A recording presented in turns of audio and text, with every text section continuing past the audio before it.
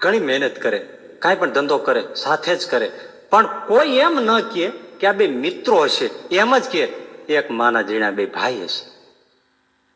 કદાચ એવું હે ભાઈઓને નહીં હોય, એવું હે તો હા. ઘણા બધા પૈસા કમાવા માટે કર્યું, પણ બે પૈસા ક્યાંય મળે નહીં. પછી બે નક્કી કર્યું, ભલા હાલને પરદેશ ખેડીએ, પૈસો અમુક રીતે જ મળે. એક તો દરિયો ખેડે, પરદેશ જાય, કાં કોઈ દત્તક લે અને કાં દગો કરે. આવી રીતે આ પૈસા મેળવવાની રીત છે. હા, એક જણે પુસ્તક છપાયું હતું, પૈસા કમાવાની 100 રીત. તો એના એક જણાને મળ્યો, એને કે ભાઈ મારે પુસ્તક છપાવવું છે, તો મને થોડી મદદ કરીને. તો એવું કેવું પુસ્તક છે? તો કે પૈસા કમાવાની 100 રીત. એટલે આ 100 રીત છાપ મળે એવા પૈસાનું પુસ્તક છપાવે છે, અને તું મારી પાસે પાછો પૈસા માગે. તો એમાંની આ એક રીત જ છે.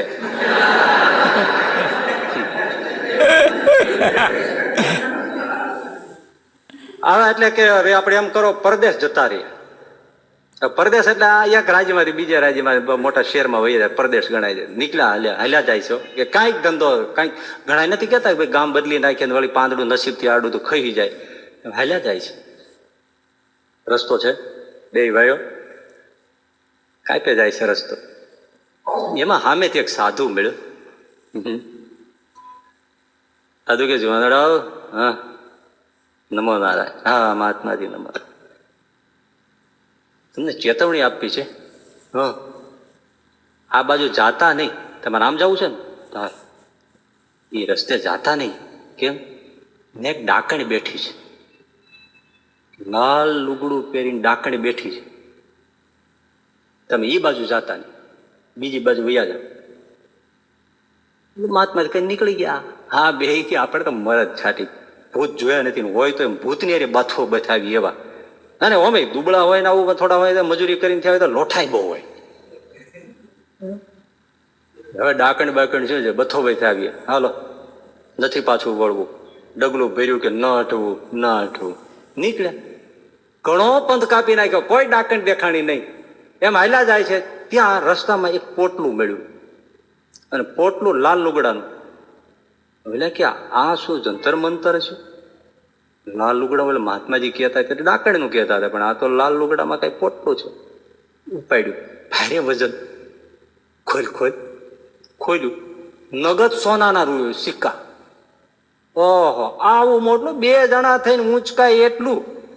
હવે 1 પૈસો મળતો નતો ત્રાંબાનો,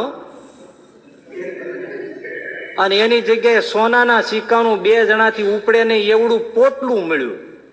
ઓલા કે એલા કામ થઈ ગયું, ઓલો મહાત્માજી બોગસ ડાકણ છે. આ બાજુ આવવાનું ન ટાળ્યું હોત તો વયું જાત. 2 જણા ઉપાડીને પોટલું લઈ ગયા, એક ઝાડવાની જઈને બેઠા. મટી ગયું ને મહેનત કરવી. હાથ પેઢી બધી ખૂટે ને એટલું આવી ગયું. બેઠા. હા, પછી થોડી વાર આરામ થઈ, પરસેવો લૂછો, એમાંથી એક સિક્કો કાઢ્યો, અને એક જણા એના મિત્રને કીધું, લે હવે તું જા, આમે નગર થોડું દેખાય છે, પણ તું જા, હું આ સાચું ત્યાંથી ખાવા પીવાનું લઈ આવે, નિરાતે ખાઈએ પીએ પીએ, અને પછી આપણે વતન પાછા વળી જાય. એ લેવા ગયું. 1 રૂપિયાનો સિક્કો લીધો, હાલ્યો જાય. સિક્કો આમ જોવે, આનું પોટલું દેખાયો. અરે અડધું આને દઈ દેવું પડશે. જોઈ લો, પૈસાનો ગુણ જુઓ તમે. અડધું આને દઈ દેવું પડશે.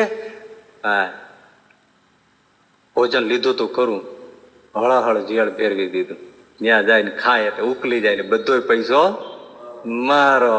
બસ લીધું, ઝેર ભેળવું લાવ્યો, આવી ઓલાને કીધું, ભાઈ બહુ દુકાનો રખડ્યા, વટાવાની માથાકોટ, ભોજન લેવું, હું તો થાકીને પાણી થઈ ગયો છું, ઘડીક મને હુઈ લેવા દે, અને તું જમી લે, પછી રાખજે નિરાતે, પછી હું નિરાતે જમી લઈશ. મતલબ જમવા જેવું તો તું નહીં.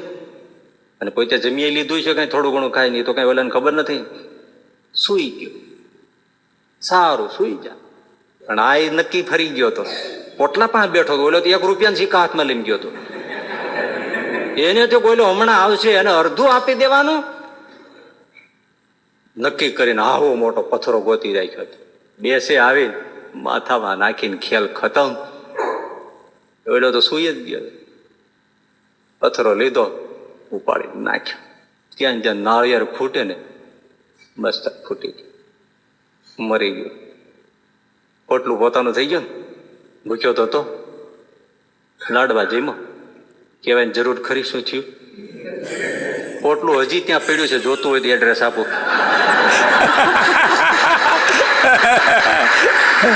ફેડેક્સ કરો. કેટલું હેત હતું પણ જુઓ, કરાવ્યું, પૈસા એ કરાવ્યું. હાય દौलत એવી છે, સોયે હુએ કિતને કો જગા દેતી હે દौलत. સોયે